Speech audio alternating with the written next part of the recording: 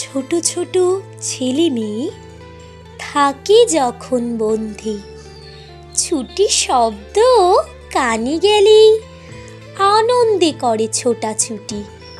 কেউ রাস্তা দিয়ে দৌড়ে বাড়ি চলে আসে, কেউ বা ওই মাঠের ফুটবল খেলায় মজে থাকে।